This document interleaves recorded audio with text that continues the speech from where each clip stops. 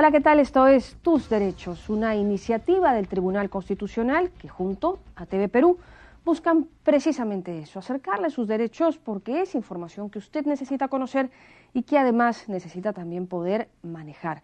Y es en esa orientación, en ese sentido, que se ha creado el Plan Nacional de los Derechos Humanos. Hoy lo conocemos y lo ampliamos. Soy Rocío Aliaga, bienvenidos.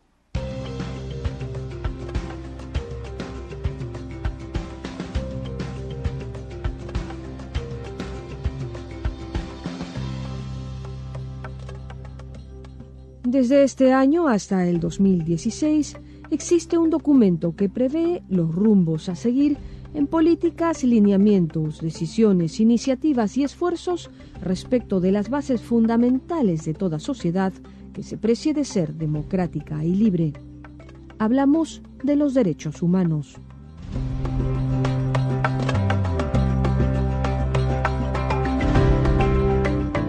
Los derechos humanos son derechos inherentes a todos los seres humanos, esto es, que está unido de manera inseparable a nuestra condición humana, que los tenemos solo por el hecho de existir como tal, sin distinción alguna de nacionalidad, lugar de residencia, sexo, origen nacional o étnico, color, religión, lengua o cualquier otra condición.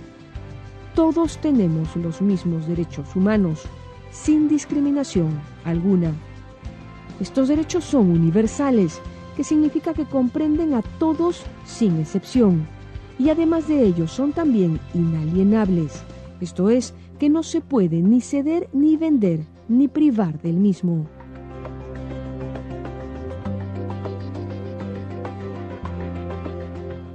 Los derechos humanos universales están a menudo contemplados en la ley y garantizados por ella, a través de la Constitución política, los tratados, el derecho internacional, los principios generales y otras fuentes del derecho. El derecho internacional de los derechos humanos establece las obligaciones que tienen los gobiernos de tomar medidas en determinadas situaciones o de abstenerse de actuar de determinada forma en otras, a fin de promover y proteger los derechos humanos y las libertades fundamentales de los individuos o grupos. La actual gestión de gobierno del Perú, a través del Consejo de Ministros, aprobó el Plan Nacional de Derechos Humanos 2014-2016, instrumento de gestión que apunta a ser el eje rector de las políticas públicas del Estado sobre la materia, bajo el principio de igualdad y no discriminación. Con este plan, el Poder Ejecutivo fortalecerá la implementación del enfoque de derechos humanos en las políticas públicas, desarrollará un programa de educación y formación en derechos humanos, adoptará programas específicos para grupos de especial protección e impulsará la adecuación de las normas a los tratados internacionales con vigor en el país. En el plan se establecen compromisos claros de los diferentes órganos y autoridades estatales, el tiempo de ejecución de los mismos y los mecanismos de verificación y cumplimiento de dichas obligaciones, lo que permitirá realizar un adecuado monitoreo sobre su eficaz cumplimiento.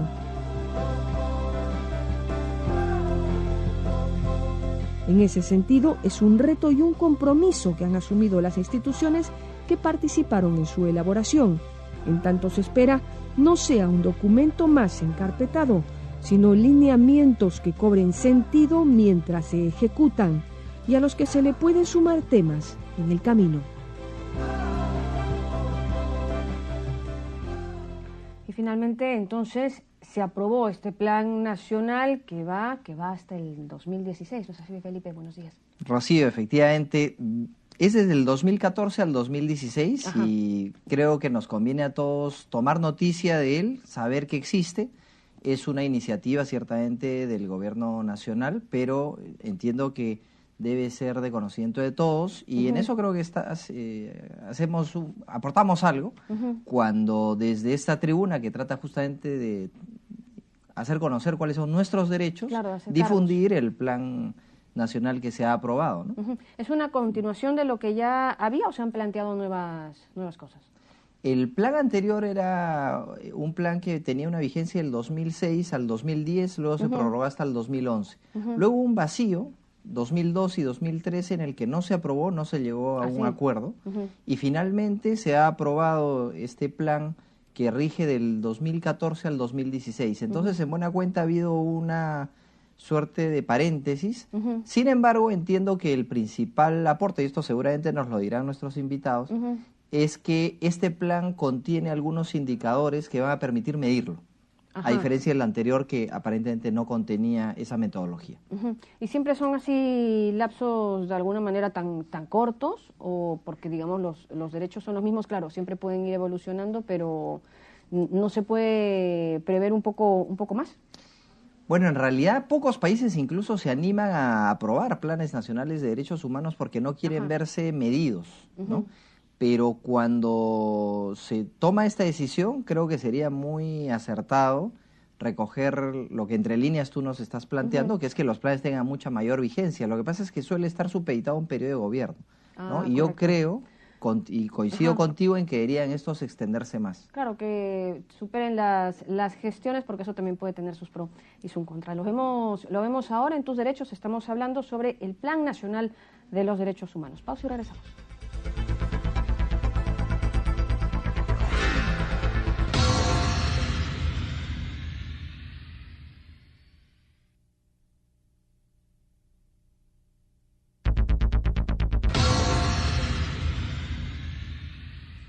Continuamos con el programa Tus Derechos y ahora vamos a tratar el Plan Nacional de Derechos Humanos, un instrumento de la mayor importancia, y para eso estamos con el doctor Roger Rodríguez, quien es director nacional de Derechos Humanos del Ministerio de Justicia. Así que tenemos una voz autorizada para que nos ilustre un poco sobre los alcances de este plan. En primer lugar, previa bienvenida, doctor Rodríguez, muchas gracias por estar acá. Al contrario, muchas gracias por la invitación, Felipe. Qué ocurrencia. La primera pregunta que muchos tendremos es ¿por qué el país necesita contar con un Plan Nacional de Derechos Humanos? Naciones Unidas hace ya algunos años recomendó de manera importante esta política pública para ayudar a los estados a tener una guía y como consecuencia de ella poder concretar no solamente ya los derechos humanos desde una versión internacional, sino desde una visión interna. Esta guía no ha sido necesariamente adoptada por muchos estados. El Perú es uno de los pocos países a nivel mundial que ya cuenta ahora con un Plan Nacional de Derechos Humanos. Y este plan, Felipe, en particular, a diferencia del anterior, tiene una ventaja que a mi juicio es singularmente importante. Es un plan que por primera vez tiene una serie de indicadores que permiten monitorear su cumplimiento. Eso no sucedía con el plan anterior. Y eso permite poder tener un referente de verdaderamente evaluar a partir de una serie de indicadores si eso efectivamente se está concretando en la realidad o no. Quizá esa es la razón por la cual algunos estados justamente han evitado aprobar un Plan Nacional de Derechos Humanos bajo una lógica de vigilancia y de accountability, ¿no? De un poco de rendición de cuentas, porque están expuestos a que los observadores en general vean si el Estado está cumpliendo o no. Efectivamente, ¿no? Efectivamente, pero el Perú no ha tenido ningún inconveniente que esto sea así, porque este plan lo que definitivamente permite y a la larga contribuye es a cumplir a la Constitución del Estado. Es decir, cuando un comité de derechos humanos, cuando un comité para la eliminación de todas las formas de discriminación contra la mujer o cualquiera de los órganos de Tratado de Naciones Unidas nos hace una recomendación, a la larga lo que nos está pidiendo, en buena cuenta, es pedir nuestra propia Constitución. En consecuencia, nosotros cuando hemos instaurado esta política pública, lo que tenemos en realidad no es un compromiso, como a veces se piensa, para tratar de darle una buena cara al derecho internacional de los derechos humanos. Ciertamente también lo es, y ¿por qué no? Pero principalmente es tratar de hacer de la Constitución una norma viva, y de eso es lo que se trata. Y en esta lógica de hacer un plan nacional es que entendemos que no solamente está incluido en este esfuerzo aquellas instituciones de tipo de gobierno nacional, sino entiendo que también las instituciones de gobierno local, de gobierno regional, hacia ellas también está dirigido este plan. Sí, este es un plan nacional. Consecuentemente, en realidad, quien lidera esta institucionalización es el gobierno central. Pero una vez que el gobierno central hace suyo el plan, lo que va a hacer es instruir a los gobiernos regionales e instruir a los gobiernos locales para que implementen políticas de igual calidad y que consecuentemente este tenga una especie de efecto rebote en cada una de las localidades del país. Uh-huh.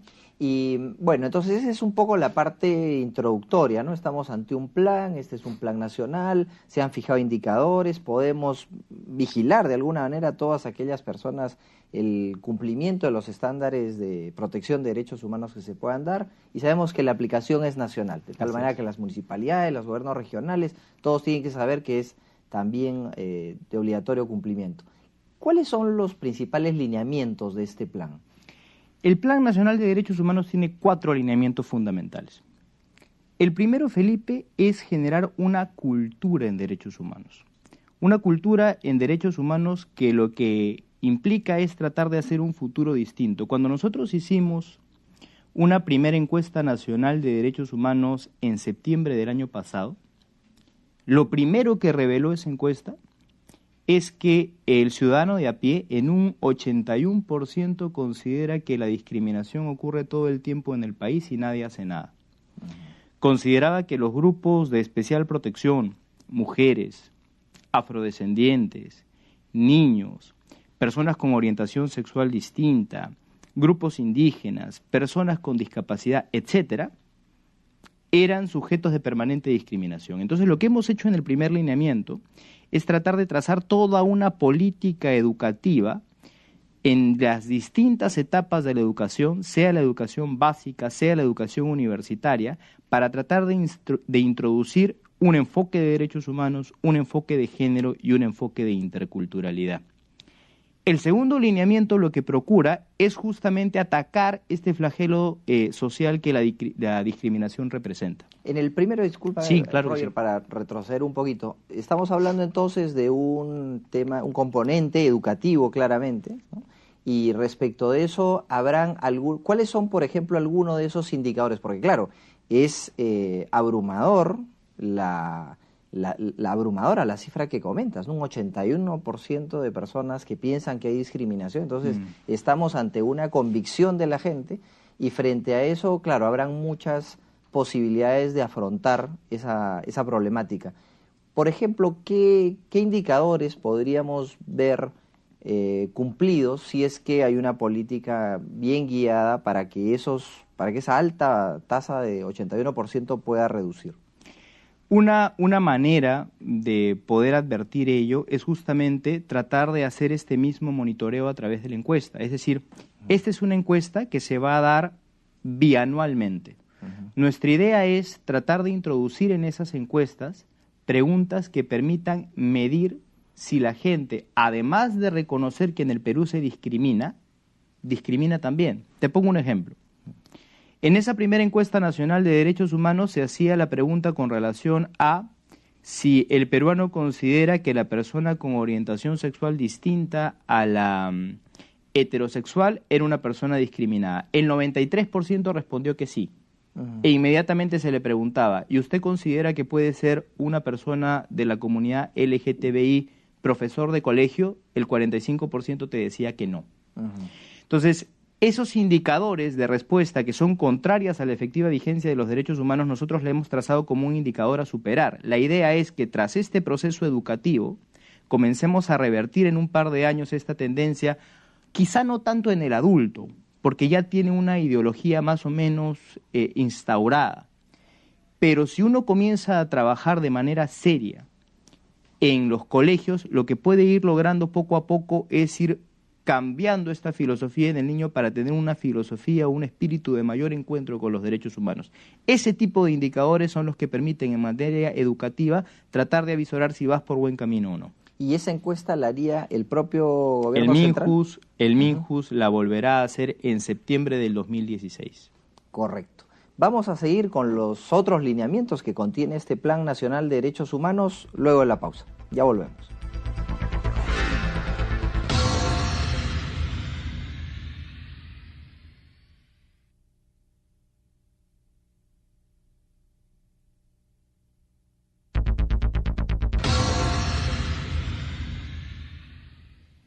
Continuamos con tus derechos y nos quedamos con los lineamientos. Habíamos visto el tema educativo, pero hay otros componentes que tiene el Plan Nacional. Hay 3 lineamientos más, efectivamente, Felipe. El segundo, como te comentaba, es hacerle frente directamente a este flagelo social a través de una lucha frontal contra la discriminación. Para eso habría muchas cosas que decir, pero yo creo que quizá lo que corresponda ahora destacar es la creación de la Comisión Nacional contra la Discriminación, que ya existe. La Comisión Nacional contra la Discriminación es una comisión formada por 8 ministerios, los más involucrados en el propósito de la erradicación de la discriminación en razón de sus competencias y de sus atribuciones. Y lo que está haciendo esta comisión es, en primer lugar, ahorrarle costos de transacción a quien es víctima de un acto de discriminación.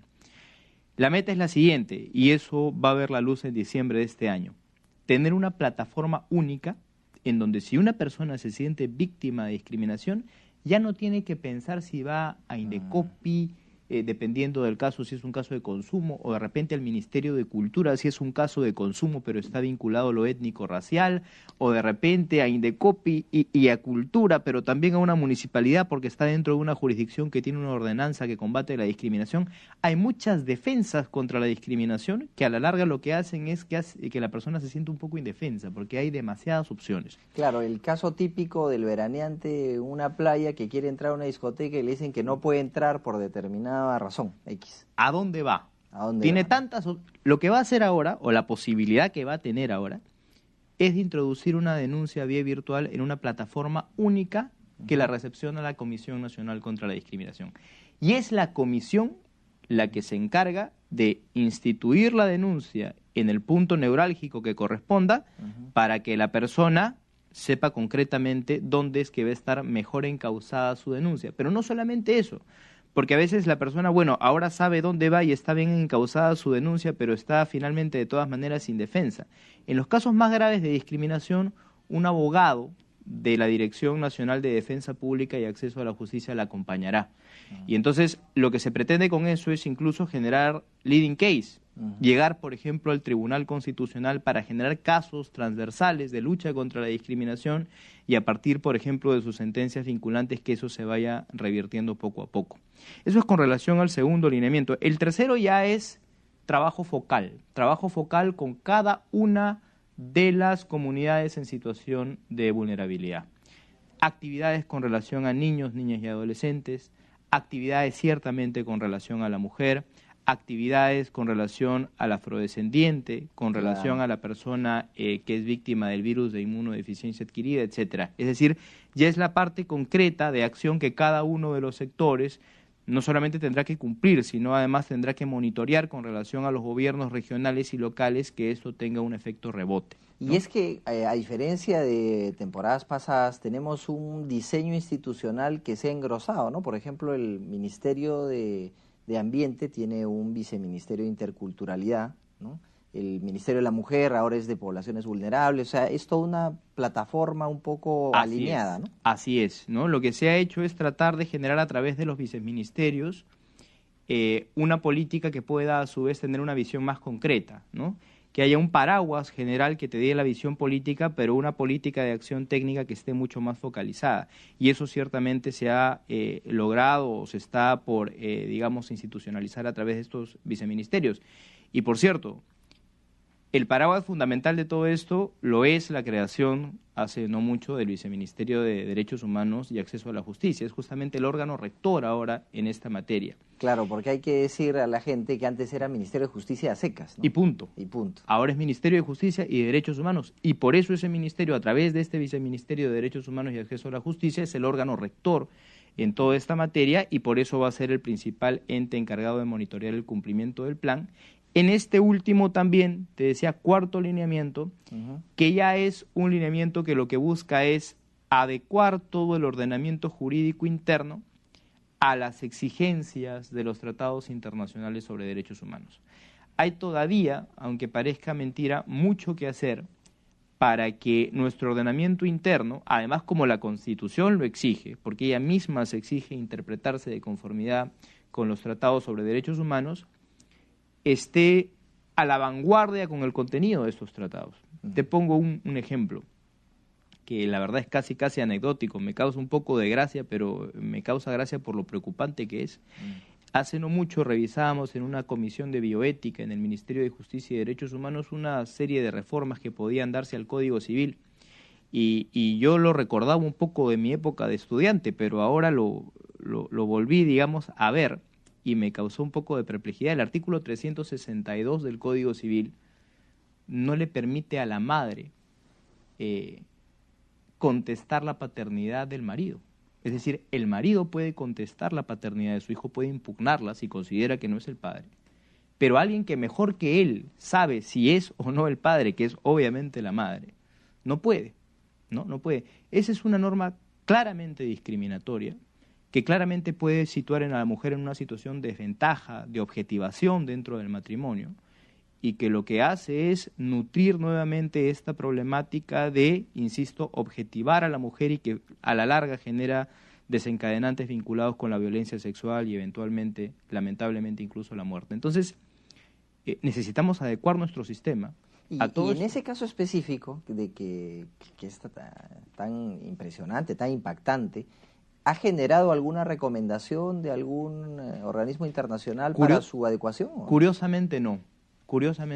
Hay muchas recomendaciones del Comité de Derechos Humanos y del Comité para la Eliminación de todas las formas de discriminación contra la mujer, vinculadas, por ejemplo, al tema de aborto, ¿no? Vinculadas a salud reproductiva, vinculadas a la erradicación de la violencia sexual, pero no lo ha visto. Y no lo ha visto no porque el comité, digamos, sea un ente desavisado, sino porque me parece que no se han presentado todavía casos que busquen dinamizar este cambio, ¿no? Es todo un poco progresivo, pero esta es una oportunidad para decir, respondiéndote, no hay que esperar, ¿no? No hay que esperar a que un comité nos haga ver estas problemáticas internas, y motu propio es hora de que el Estado, y creo que a través del uso de esta herramienta de política pública que el plan representa, va a ser fundamental, se ponga a la vanguardia y de cara dentro de la región para la efectiva vigencia de estos derechos, que por cierto, además, esto te lo comento, encuentran eco en el consenso de Montevideo de agosto del año pasado, en donde el Perú tiene una política de tender a liderarlo. Qué importante que además el Perú tome iniciativas y no necesite, ¿no?, depender de necesariamente de recomendaciones que suenan casi a veces a jalones de orejas que puedan provenir de organismos internacionales. Le agradecemos mucho al doctor Roger Rodríguez por su participación en el programa. Hemos visto el Plan Nacional de Derechos Humanos, una revisión rápida, sobre todo a partir de sus 4 lineamientos. Volvemos con las frases del programa. El gobierno central es el que lidera el Plan Nacional de los Derechos Humanos. El gobierno central además instruye a los gobiernos regionales y a los gobiernos locales para que implementen políticas de igual calidad. La encuesta nacional de derechos humanos reveló que el 81% de la población considera que la discriminación ocurre todo el tiempo.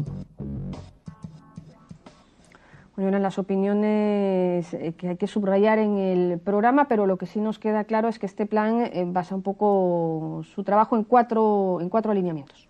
Que son, el primero, como nos recordaba nuestro invitado, era el tema de cultura en derechos humanos, un tema que tiene que ver mucho con el componente educativo. Un segundo que tiene que ver con todas aquellas estrategias que buscan erradicar el problema o el flagelo de la discriminación. Nos habló de que un 81% de peruanos sospecha que hay actividades de este tipo. Claro, altísimo. No, altísimo. En tercer lugar, una manera de abordar los temas de manera focalizada, y es que no solo el Ministerio de Justicia y Derechos Humanos ve estos temas, muchos ministerios de alguna manera ven este asunto, como por ejemplo el Ministerio de la Mujer y Poblaciones Vulnerables. Claro. Poblaciones vulnerables, sabemos que están las comunidades indígenas, incluso la mujer, los niños, entendido como grupos que necesitan especial protección, ¿no? Y en cuarto lugar está la adecuación de la normatividad a los parámetros internacionales de respeto y protección por los derechos humanos. Entonces, esos son los 4 lineamientos que están contenidos en ese plan nacional. Muy bien, y que abarcan un poco el tema también de manera integral, ¿no? De manera multisectorial, cómo realmente son la mayoría de problemas y cómo debieran ser la mayoría también abordados. Muy bien, llegamos al final de esta edición. Nos vamos, como siempre, recordándoles que cualquier comentario o sugerencia que ustedes estimen pueda ser tema de este programa, nos lo hagan llegar a través de nuestras cuentas en las redes sociales. Continúen TV Perú, mucho más que ver. Chau, chau.